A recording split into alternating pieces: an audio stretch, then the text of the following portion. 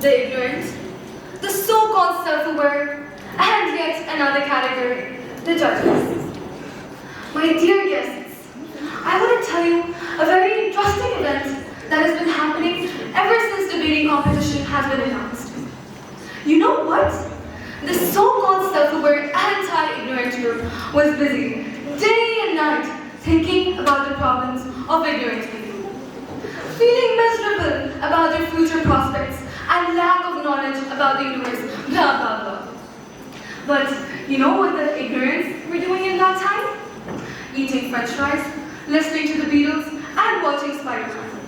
Now, my dear judges, just decide who's living a more blissful life. These people who look 5 years older than their age, or the ones with glowing faces and big smiles. Action!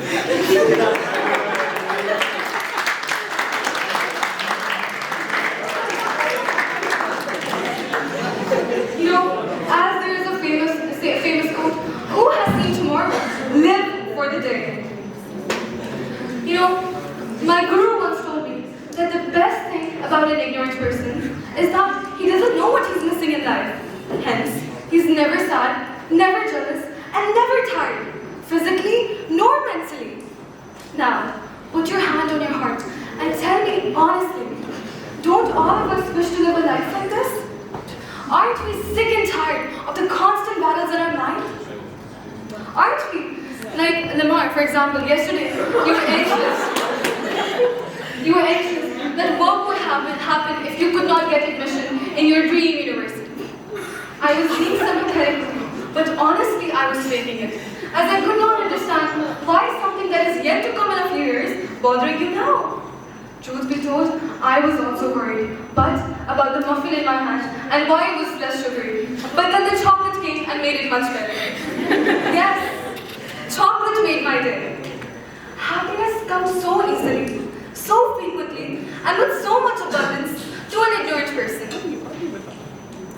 I can see the smile on judges' faces. My type, I assume. I was carefully listening to the arguments of my opponents as they listed a whole list of deficiencies in our type, what they consider ignorant people. They shouted at the top of their lungs. Aline nearly had tears in her eyes, proving our useless existence.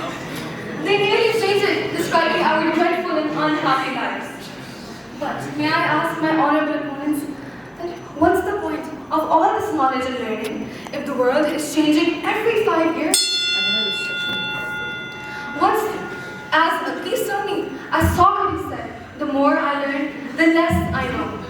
You see, the so-called ignorance that you consider follow the true genius of all time, my guru, Socrates. The question isn't whether ignorance is right or wrong, but rather how it can lead to happiness. And ladies and gentlemen, I'm a walking example of a satisfied and happy ignorance. Back to my worthy opponents, many of them could not complete their speeches till late last night, as they were too busy Googling for more information about the people like me. Now, as you can see, they're struggling, mumbling with red, swollen eyes.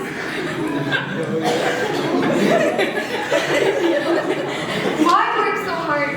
Why look for perfection that keeps you in anxiety, stress, competition, and God knows what else? Look at me. The words come naturally to me, and the lines are lined up, as I'm so fluently talking about an ignorant like me. I think by now we have established that indeed ignorance truly is a bliss. And as by the end, please allow an ignorant to give you a word of suggestion. My dear opponents, my knowledgeable opponents, go and have coffee with Mr. Saib in his office. I would rather go to the cafeteria with the judges. The like-minded always win. I think